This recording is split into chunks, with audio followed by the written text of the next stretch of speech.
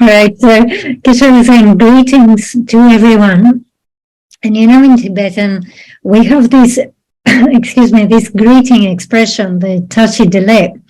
Okay, tashi delay is, it's a very polite and also auspicious expression. Now, it's these days is used quite a lot. However, at the time of Master Atisha, the time that Master Atisha was in Tibet, it was not in use. And Master Atisha was using a different expression. When he would meet someone, the greeting he would exchange was, is your mind good? Is your mind noble? And what he meant by this is, have you benefited somebody today on the basis of having generated a noble mind? Have you generated the mind of bodhicitta today and done something good? So that was his greeting to others. So accordingly, Geshe is greeting you today by saying, do you have a good mind today? How are you doing? All right, so we are going to begin by reciting Refuge and Bodhicitta. This verse is there for us to adjust our motivation according to this inquiry, is your mind good today? And then we continue with Gaden Lagema. The prayer that we do when we recite the 100 deities is a prayer, special requesting prayer, where we see the Lama as indivisible from the deity. They say that unless you make such a heartfelt request to your root guru, seeing him indivisible from the deity, you will not be able to generate realizations of emptiness or realization of bodhicitta and so forth. When we ask the question, what are the necessary causes that we need to assemble in order to generate the realization of emptiness? We are advised that basically there are two causes. The first one is to make such a request, praying request to the guru, seeing him, her as inseparable from the deity. And the second cause is to make a lot of effort to build up the accumulation and work on our purification. All right. So if you actually practice exactly according to the advice that the guru is giving you, there is no other additional method if you want. There's nothing extra you need to do. That covers up the building up of your accumulations and also your purification and so forth. So with this in mind, let's go for Refuge and Bodhicitta to adjust the motivation. And when we recite the Gaden Lagema, please make this heartfelt request to the Guru with this understanding. Okay, so we follow the sevenfold presentation of mind and awareness, and we are going to follow all the subjects in order. At present, we are in the division of direct perceivers. So direct perceivers are actually very important for us because you can see that the whole point of our practice, we meditate. Why do we meditate? We meditate so that we can get to the point of having direct perception, isn't it? And then we want to refine that direct perception. And when we reach to the ground of Buddhahood as a result of this, as the culmination of all this practice, everything is direct perception in the ground of the Buddhahood. Therefore, it is very important to really investigate in detail what type of direct perceivers do we have. So we know that we have the fourfold classification. We have sense direct perceivers, mental direct perceivers, the self-knower direct perceivers, and the yogic direct perceivers. Obviously, Geshe says when you teach this subject, you have to teach according to your understanding. You have to teach according to your experience as much as possible. And of course, we have the text here to rely upon. So today we are entering the fourth type, which is yogic direct perceiver. Now, it is a difficult subject to explain because the yogic direct perceiver is actually a path. And it's not just any path. It's not a path that you will find in the continuum of an ordinary being. It's only a path that you find in the continuum of an Arya. So although it is a difficult subject to discuss, to present, and so forth, nevertheless, it is crucial and it's very important to do. So the more time we spend here with the direct perceivers, the better it is. Otherwise, it's very easy just to give the definition and say, it's a non-mistaken type of knower, which is free of conceptuality and so forth, and then you're finished. But really, we need to investigate each one of those 4 types of direct perceivers. So today it will be yogic direct perceivers, and we will see how we have subdivisions in that as well. So, as I say, we are dealing with yogic direct perceivers. And here we need to understand that we're talking about a certain type of direct perceiver, and it's called the yogic direct perceiver. And the word yogic here indicates the cause that establishes this type of direct perception. But before we go there, let's look at the word yoga and yogi, isn't it? So when we use the word yoga, this indicates a path. A path is a yoga. And then you have a practitioner who engages or who practices, who meditates on that particular path. And this practitioner is called a yogi. Okay, so in order to indicate the agent, meaning the person who does this type of meditation, we can use the term yogi. And here the term yogi can actually include both the male and the female practitioner.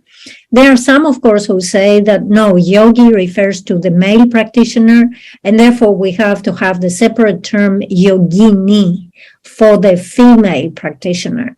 However, of course, you could make this differentiation if it is important, but just keep in mind that we can use the term yogi, and yogi just means practitioner, male or female practitioner. It doesn't exclude the female, right? It is not exclusively for the male. So yogi is the practitioner, the agent who does this meditation. Okay, so this is general about yoga. Yoga is the path. Yogi is the person who meditates on the path. Okay, so here we're talking about yogic direct perception. And yogic here indicates what is the cause. So the cause is some sort of yoga. You must meditate, you must establish this yoga. And since it is the cause, it is the thing that has to come first.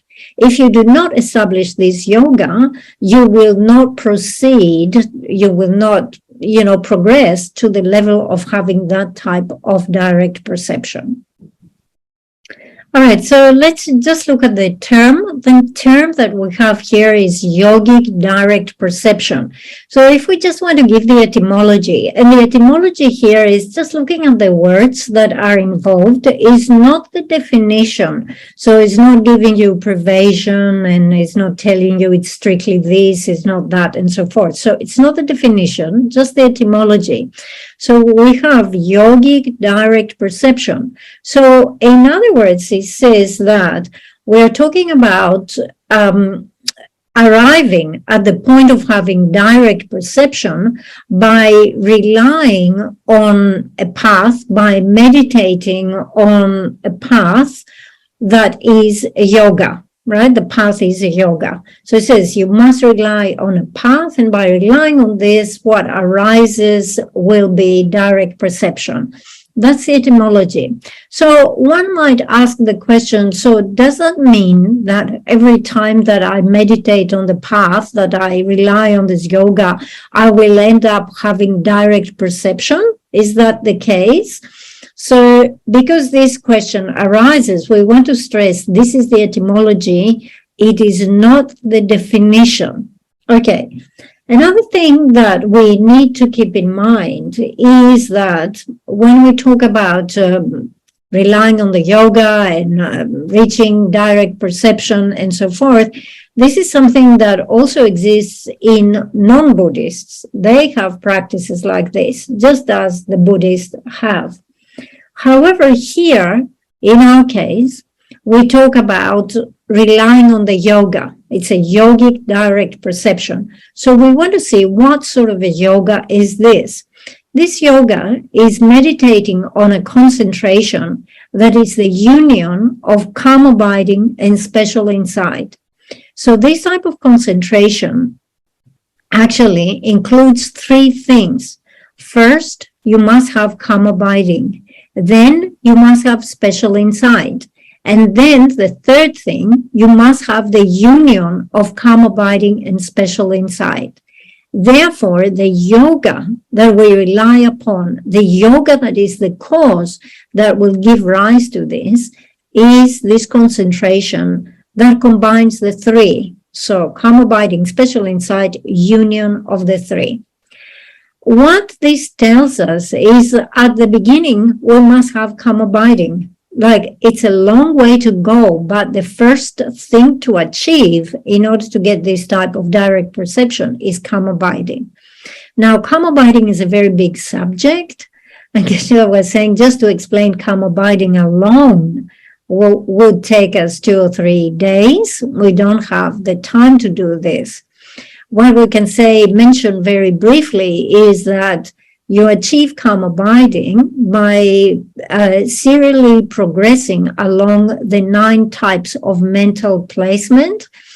And once you do this, you eliminate 5 faults, such as mental sinking, mental excitement, by applying appropriate antidotes.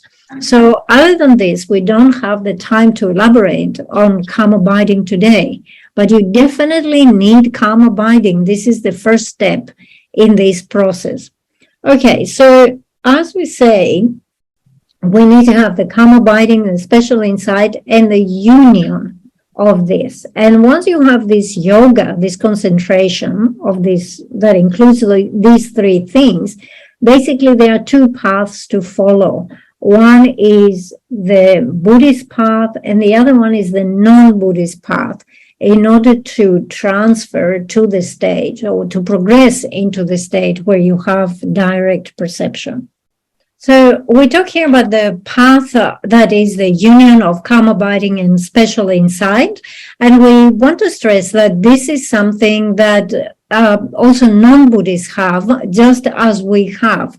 What we need to keep in mind is that the training all the way up to obtaining calm abiding is common. Whoever obtains calm abiding, basically they do it through the same method. You have to progress through those 9 mental stages. But once you obtain calm abiding, then from that point onwards, the path go different ways, because there will be different objectives, different things you want to achieve, different focal objects, and so on and so forth. So when we talk about the non-Buddhist practitioners, they come to the point of obtaining calm abiding, and then from the point of obtaining calm abiding, what they want to develop is what is called the actual state of concentration. Because with this, they are seeking to obtain higher levels of concentration that are called the 4 levels of absorption, or the 4 levels that we find in the formless realm. Why? Because these types of actual absorptions become causes to take a rebirth in those states. So non-Buddhists obtain calm abiding through the common training that we also follow. But from that point onwards, after calm abiding, they are seeking to obtain rebirth in the form and the formless realm, in the higher realms. This is their objective. Now, we do something different. We obtain calm abiding. And once we obtain calm abiding, we use this as the basis, as the foundation to develop higher paths. So from there, the path of seeing, the path of meditation, and progressing all the way to Buddhahood are accessible to us, are possible to us, because we have the basis of calm abiding. Once you obtain calm abiding, meditating on these paths becomes very vigorous, it becomes very strong, and that actually guarantees that you will progress, you will get better, you will go higher. Without having calm abiding as the basis, as the foundation, meditate all you like, meditate in any path you like. Unfortunately, you will find that you will not make progress. So for us, calm abiding, as we say, it's the foundation. Just like when you're building a house, you need to have the ground and you need to put the foundation. Only after you have the foundation, you start building the walls. Before you put the foundations, you do not build any walls, isn't it? So this is the importance of calm abiding. So once we obtain calm abiding, now for us Buddhists, what is our aspiration? What do we want to achieve? We are looking towards achieving liberation or achieving the state of Buddhahood, right? And what is our focal object? We are going to focus on the 16 aspects, such as impermanence and so forth, of the Four Noble Truths, or we're going to focus on selflessness according to the mind-only school or according to the middle way school. So up to obtaining calm abiding, the path is common. The training is the same for Buddhist and non-Buddhist. But once calm abiding is obtained, we go at different ways. Because we have different goals. They want to use that concentration of calm abiding in order to create the causes for rebirths in the form and the formless realm. We want to use calm abiding in order to obtain liberation and the state of Buddhahood. We want to progress on the path of seeing, the path of meditation, path of normal learning, and so forth. Okay. So the important thing in all of this is how crucial calm abiding is. It's the basis, it's the foundation for developing anything else after that. So, okay, so we say that there is one path, one type of training that leads to the achievement of calm abiding. And this is to progressively go through the 9 mental placements. So when you reach to the 9th mental placement, the last one, is pretty similar to calm abiding, but it is not calm abiding yet. It's similar, but not calm abiding. Now, calm abiding is a very interesting type of mind. It's considered to be a mind of the higher realms, but you can achieve it whilst you have the physical body of someone on the desire realm. So you can be a being of the desire realm, but develop the mind of a higher realm. Now, from the 9th mental placement, which is just before you obtain calm abiding, then you continue, and from there you can obtain calm abiding. But what happens, to be technically correct, what you actually achieve is what is called the access state.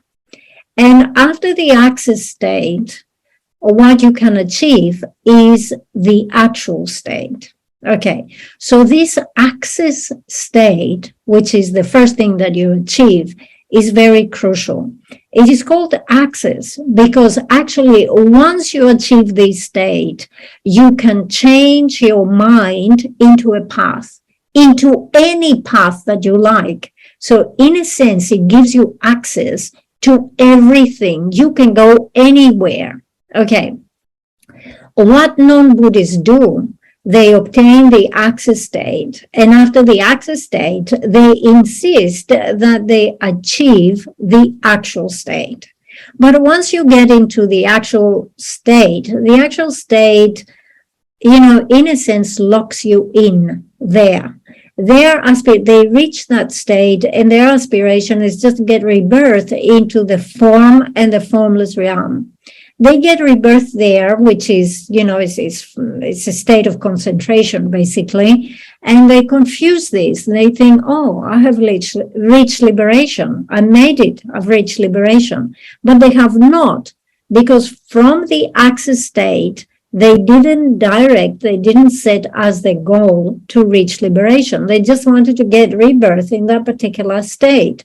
So they are reborn there, and they think, I have reached liberation. So there are many mistakes like this that occur. They go this path. Okay. So the thing is that after the access state, what comes after that, as we say, is the actual state. Once you get the actual state, this actual state comes with certain extraordinary things. So you will have the higher perceptions, the clairvoyance, the power of miracles, and so forth. So again, non-Buddhists say, give me the actual state because I want to show miracles, right? I want to show that I have miraculous powers, and so on and so forth. And then they remain in that. In Buddhism, we don't aim for those things. Having said this, there are a lot of holy beings, great qualified practitioners who got to the point of the access state and decided to go to the actual state and with purpose develop clairvoyance and higher perception and miraculous powers. Why? To benefit better sentient beings. So there are a lot in our tradition who have also done this. But the important thing is that we need to get into that access state. If you don't get that access state, you cannot get any of the things that we aspire for. There will not be any path of seeing, no path of meditation. There will be no liberation. There will be no Buddhahood, right? So, having heard all this, you understand how crucial it is to obtain calm abiding. Now, we just say, we throw calm abiding here in the teachings, so calm abiding this and calm abiding that. But it's an incredible thing to achieve. And at some point, we should dedicate some time to really study it and make the time to practice it. Our lineage holders and teachers say that if you set your mind to obtain calm abiding, obviously you have to be very dedicated, but if you spend 6 months practicing diligently, and that means that basically all you do is meditate to obtain calm abiding. There will be a little bit of time for eating, there will be toilet break, and you will have a little bit of time to sleep. But the remainder of your day will be meditation to obtain calm abiding. So if you practice like this, they say you can get it within 6 months. So it is definitely something considering achieving, and we should have some teachings on this. Okay, so we say here that the cause to establish this yogic direct perception is a yoga, and we say this yoga is the union of calm abiding and special insight. We must have these 3 aspects. So from those 3, we have explained calm abiding. So now we have to explain the term special insight. What does special insight indicate? So as you can see from the name, there is something special. There is something above. So you have already obtained the calm abiding, and now you need to have something that goes beyond calm abiding, something better, something special, something in addition to calm abiding. You're able to see something which is in addition to calm abiding. And this is how we use this term of special insight. For us, special insight is an insight into the area of wisdom. So for us, we will be looking into, I mean, you can have a special insight focusing on different things. It can focus on emptiness. It can focus on impermanence, but definitely we want to analyze and develop wisdom. And again, when we say special insight focusing on emptiness, you know that in the presentation of emptiness, we have many layers. You can have emptiness presented according to the mind-only school. You can have emptiness presented according to the middle way autonomy school. You have emptiness presented according to the middle way consequence school, and so forth. And then also with impermanence and so forth. You know, we have many aspects that we can choose to focus and analyze. So for us, special insight, special means in addition, above and beyond calm abiding. I will have an insight by investigating in the area of wisdom. Okay, how do the non-Buddhists describe special insight? Because they also talk about the union of calm abiding. Okay, calm abiding is common, and special insight. What is the special insight that they have? The special insight they have is that they look at the lower realms, and they say, oh, this being reborn there in this realm is so gross, it's so full of faults and mistakes. Well, if I were to be reborn, let's say in the next realm higher up, or the next state, because each realm has different birth states, right? If I were to be reborn in the next higher place, oh, this is full of qualities. So for them, the special insight means, by comparison, I see the current one as being gross and the one above me as being superior, special, and so forth. So they develop this special way of looking at things through comparison.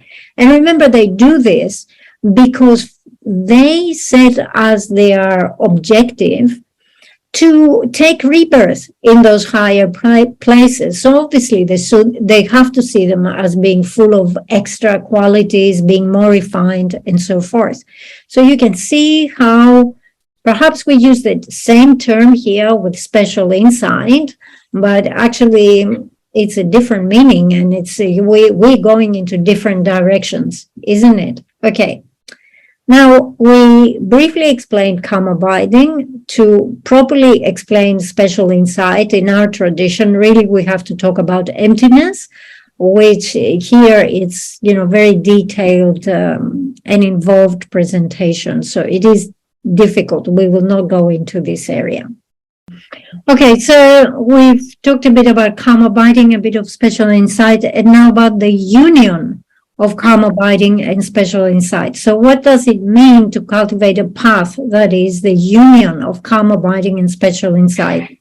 It means, first of all, you have the calm abiding, and then once you have this calm abiding, you also cultivate the special insight. So the special insight is there and is aiding or cooperating, if you want, your calm abiding. And when you have these two together, you have this union of calm abiding and special insight.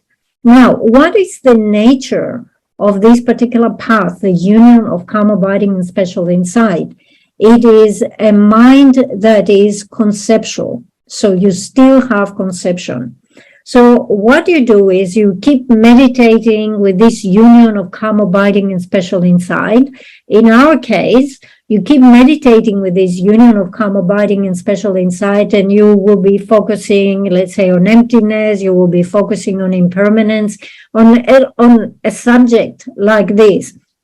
And you keep meditating, and at the end, you refine it so that at the end of this process, you obtain direct perception. And when you obtain, so it's not conceptual mind anymore, it becomes direct perception. When it becomes direct perception, it is called yogic direct perception. Okay, what do the non-Buddhists do? Okay, the non-Buddhists also come to the point of having the yoga or the path that is the union of calm abiding and special insight. for them as well. It's a conceptual mind.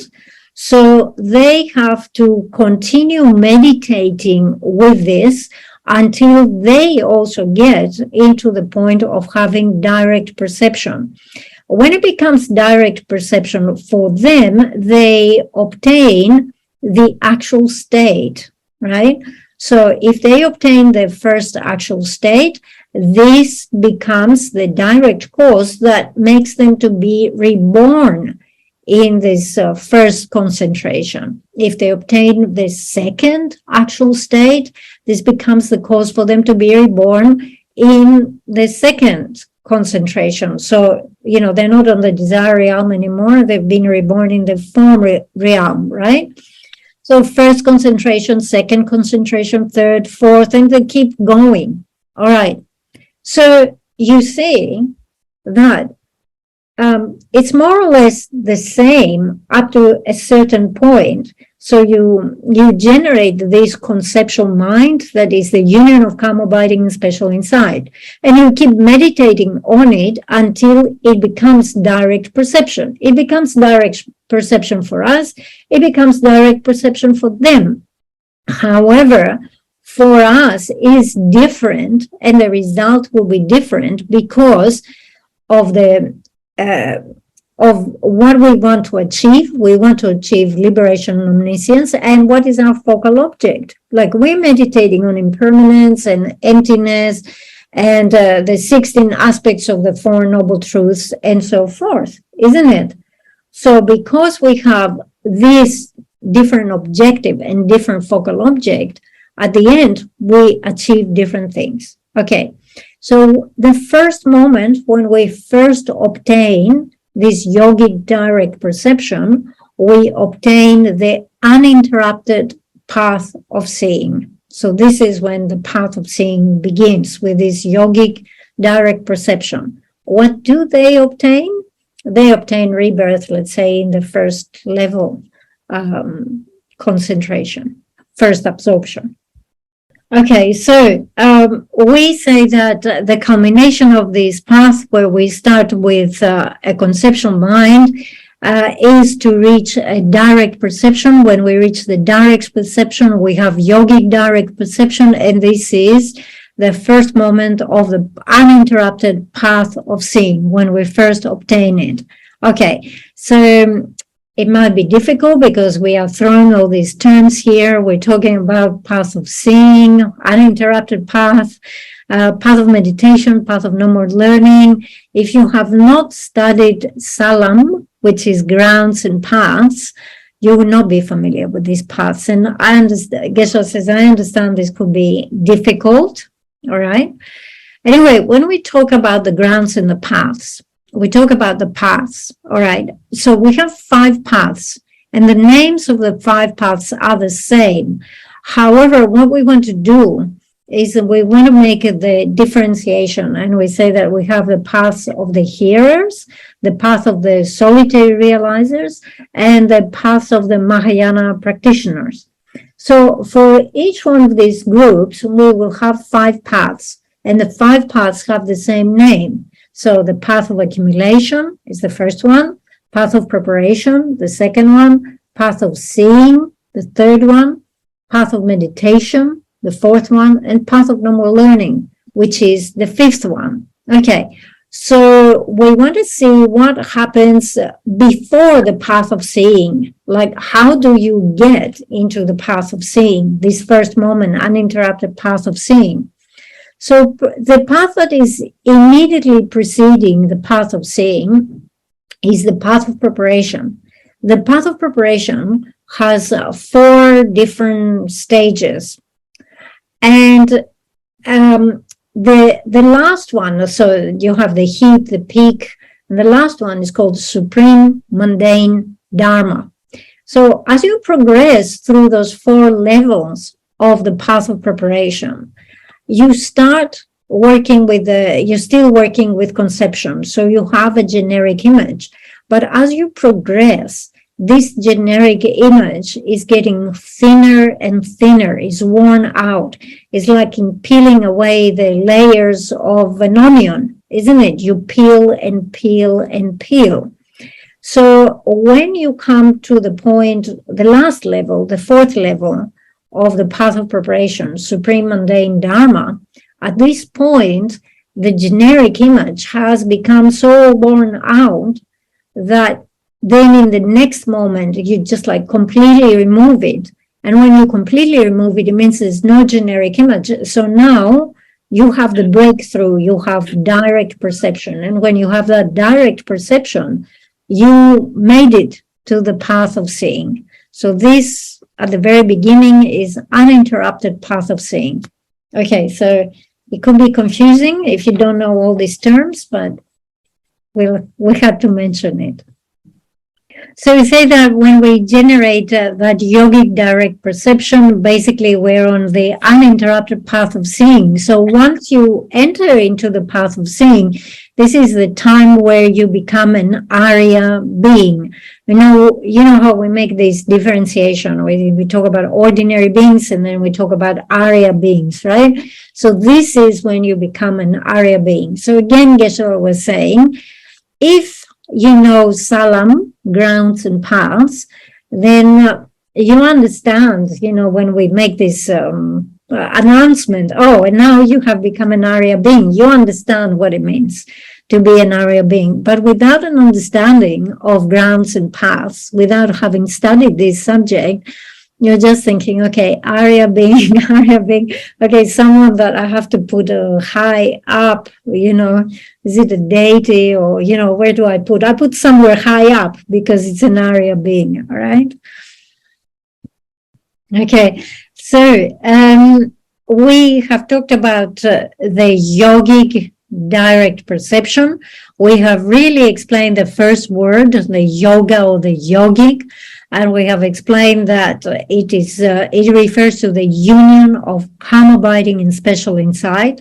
In other words, there are three things involved here. You have the calm abiding, you have the special insight, and you have the union of these two. So you say if you keep meditating on that union of calm abiding and special insight, at the end, you end up to the point of having the direct perception, and that direct perception, therefore, is called the yogic direct perception. And as we said in the beginning, we stress that this is just the etymology. It is not the definition. Why? Because there is no provision that everybody who meditates on this yoga, that is the union of calm abiding and special insight, at the end ends up into direct perception that has to be, is pervasive, that it is yogic direct perception.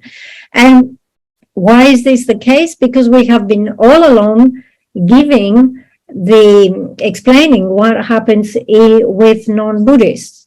Don't they also cultivate calm abiding? Yes, but then their special insight is a different thing.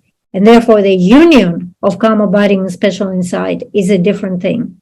Their focal object is a different thing. Their objective is a different thing. The final thing they want to achieve with this, they hope to achieve with this, is a different thing.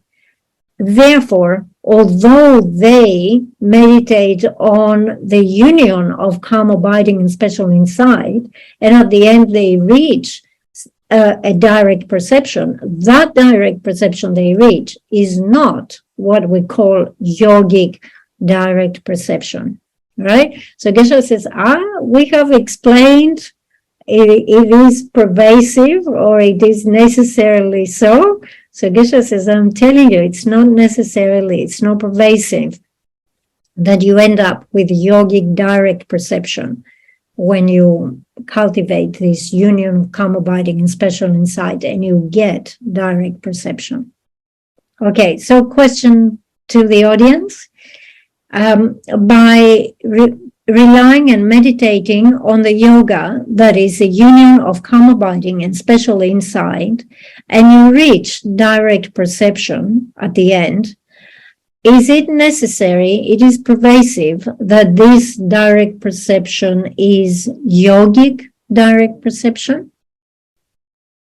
So Geshe says they have given you enough information that is the basis for you to compute this, to think this.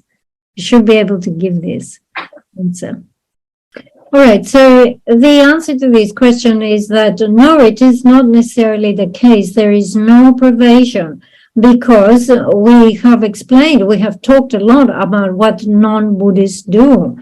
They rely upon a path that is the union of calm abiding and special insight.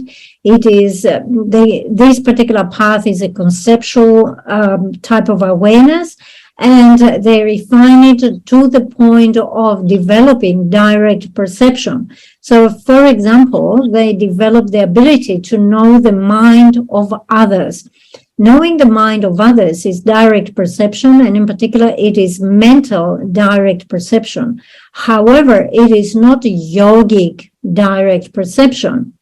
So, if you look at the example of the non-Buddhist and now compare it to what happens with our lineage, our tradition, the Buddhist tradition, we obtain the calm abiding. Then, in addition to that, we develop special insight. Now, the special insight that we develop is different from their special insight. And therefore, the union of calm abiding and special insight that we develop is different from their union. Okay, so by developing this, right, we will come to the point of having direct perception that will be yogic direct perception. Now, we said that it's not pervasive, that every time you rely on the union of calm abiding and special insight and you get direct perception, is not pervasive. It's not necessary that it's yogic direct perception. So that means that we have to give some additional information. And the additional information that we give here is not only do you have our own idea of special insight, our own union of calm abiding and special insight, not only is it direct perception, but this direct perception is an exalted knower, or in other words, can you hear me? Yes. Okay. So it is awareness. Oh, there is some echo. Okay. So there is awareness in the continuum of an area being. So the extra information is that here we are talking about an area. Okay. So the term exalted knower is, it means a path. So it has to be a path in the continuum of an area being. Okay, so now, if we want to give the definition of yogic direct perceiver, the definition of a yogic direct perceiver is non-conceptual, non-mistaken, exalted knower in the continuum of an area that is produced from the meditative stabilization, which is the union of calm abiding and special insight. Because we have already spent 2 or 3 lessons explaining the definition of direct perceivers, we don't really need to explain the part of the definition that explains the direct perceiver. So the non-conceptual, non-mistaken, already we know that this is the direct perceiver. So in this case, really what we have, the additional information that we need is that this is going to be called the yogic direct perceiver. Why? Because it is a path that exists in the continuum of an area and has come about through meditating on this union, on relying on the union of calm abiding and special insight. So as you can see, we have clarified it by giving this additional information. It's a path found in the mind stream of an area being.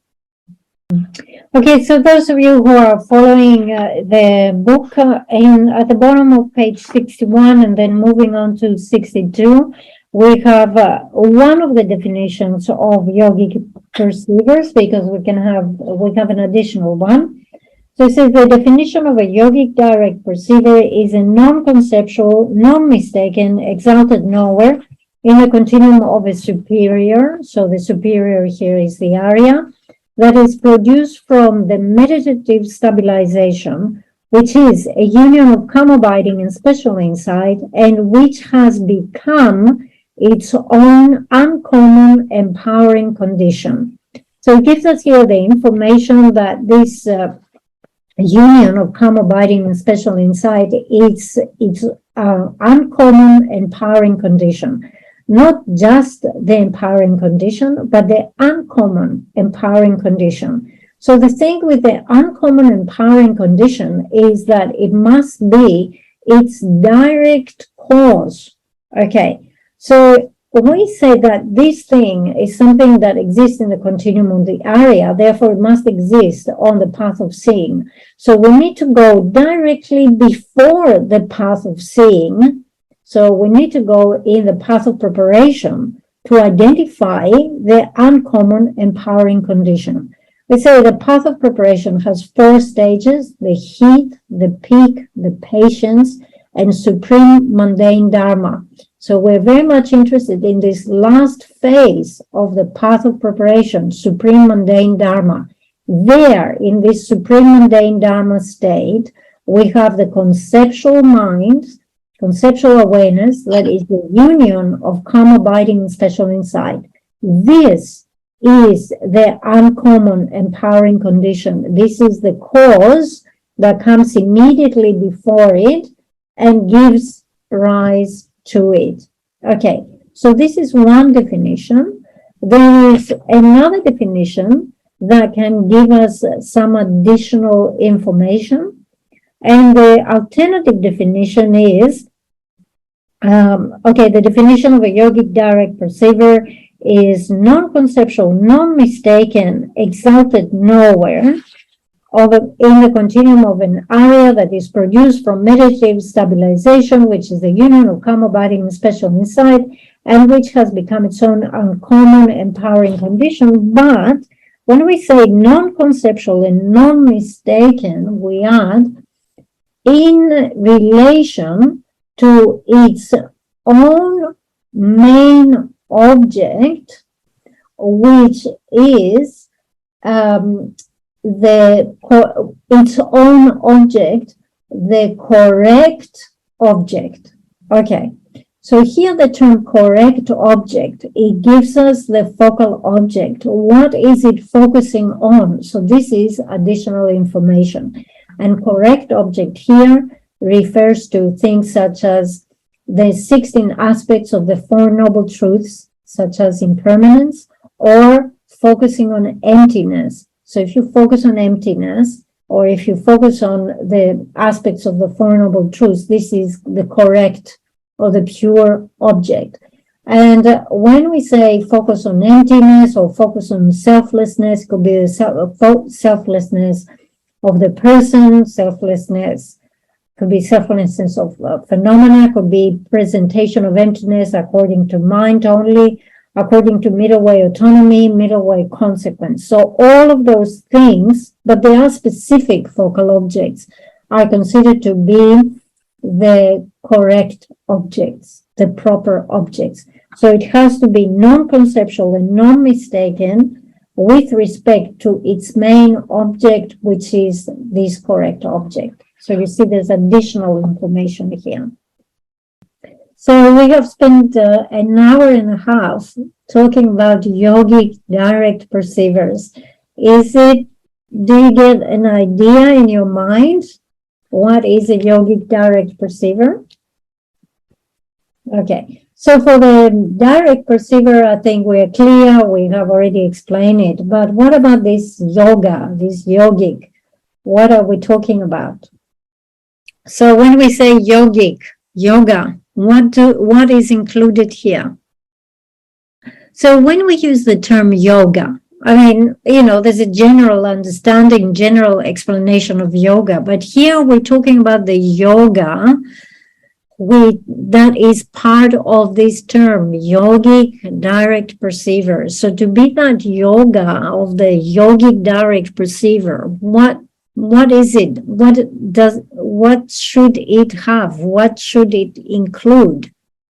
Okay, yeah, correct. It needs calm abiding, special insight, union of calm abiding and special insight. Okay, now let's compare Buddhist and non-Buddhist.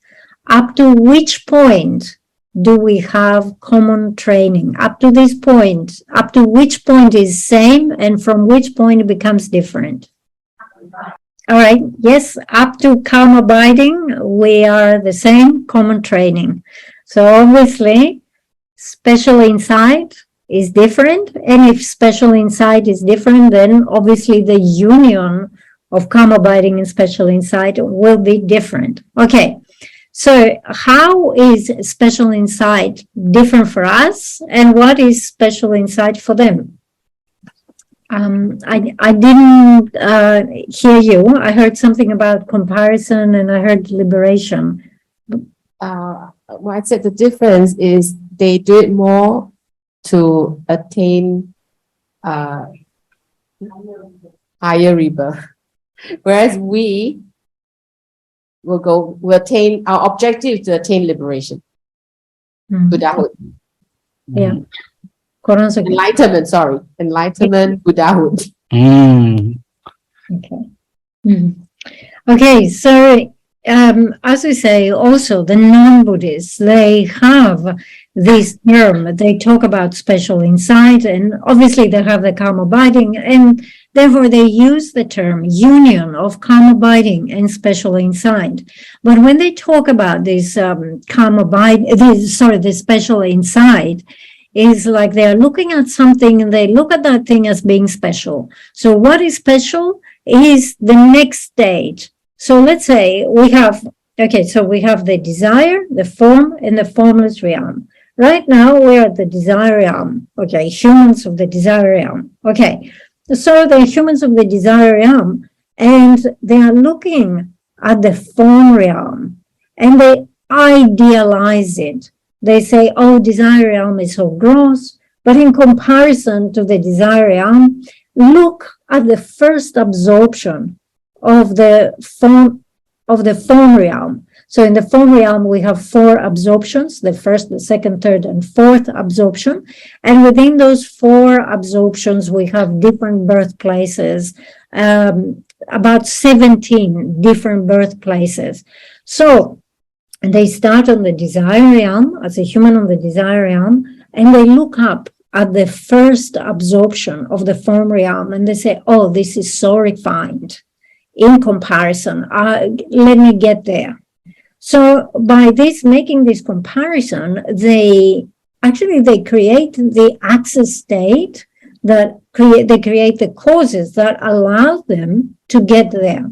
Once they are reborn there in the first absorption, they're now looking up at the second absorption and they say, oh, in comparison, the second absorption is so much better. If only I could be there. So then they create the causes to be reborn in the second absorption.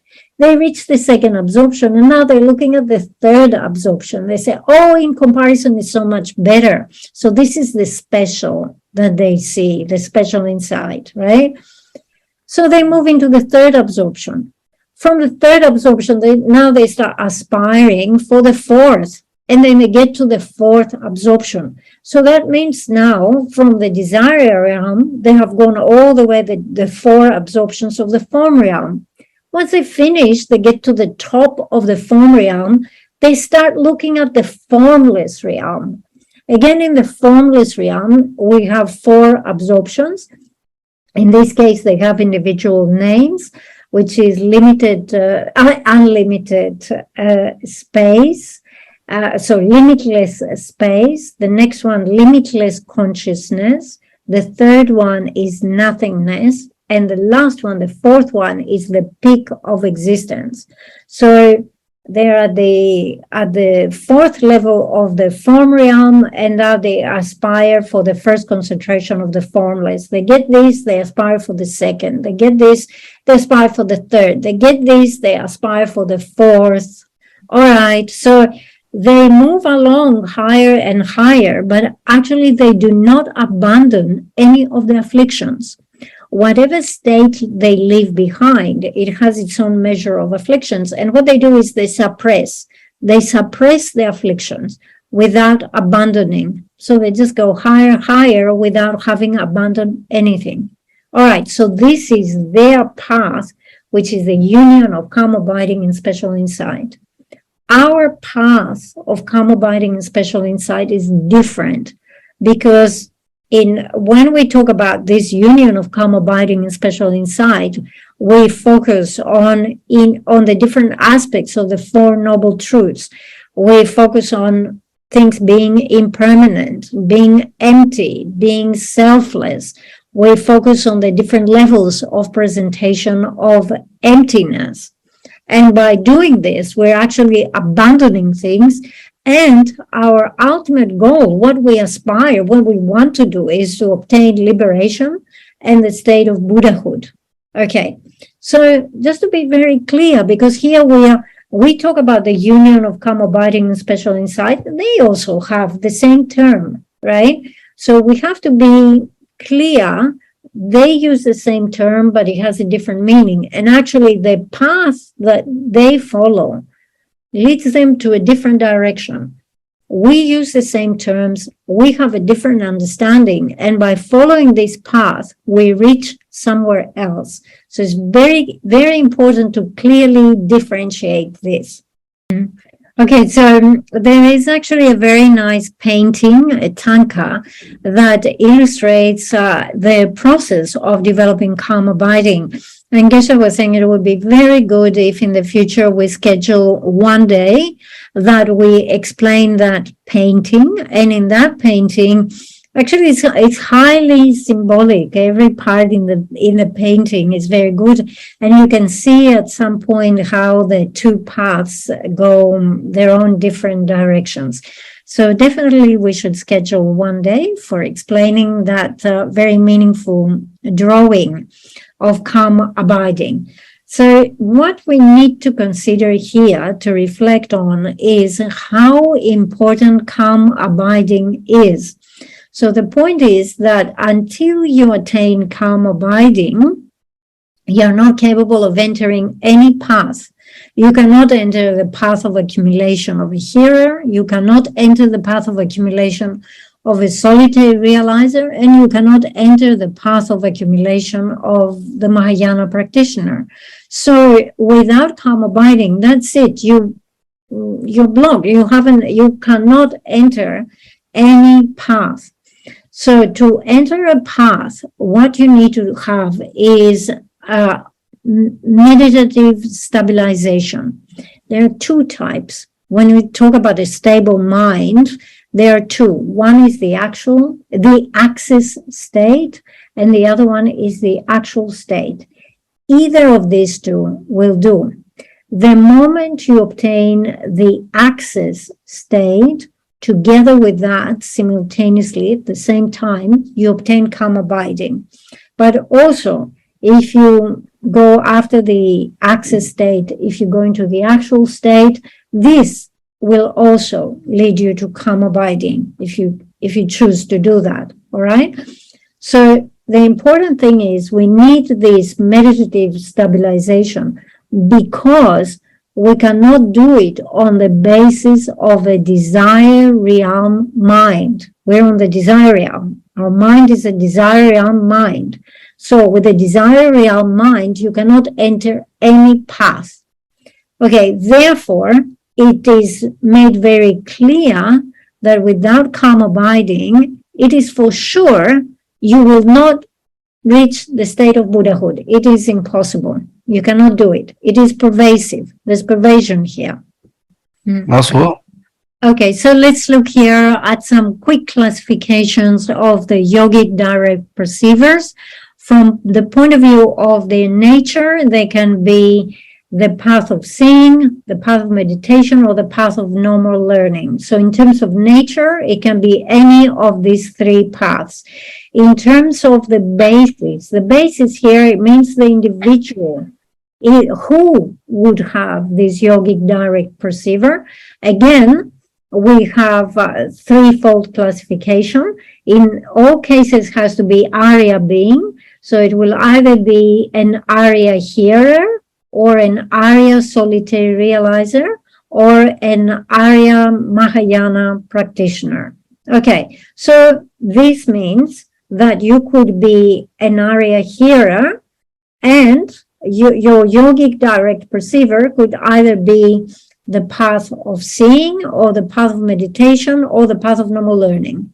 You could be an Arya solitary realizer, so your yogic direct perceiver could be either of your path of seeing, or your path of meditation, or your path of normal learning, or again Mahayana, Arya Mahayana being. Your yogic direct perceiver could either be on the Mahayana path of seeing, Mahayana path of meditation, Mahayana path of normal learning. So like this, for the three types of individuals, it can be three different paths. Okay, so we've done the classifications, and Geshe says, I finished the class here, and I have two hopes. One, my hope is that we have explained clearly and you have understood yogic direct perceivers. And the other is that my hope is that you understand how important calm abiding is. And therefore, I hope that we can schedule this day, one class, to discuss calm abiding. Okay, thank you. Thank you, everyone, says Geshe, and I hope everyone will come to know this very well.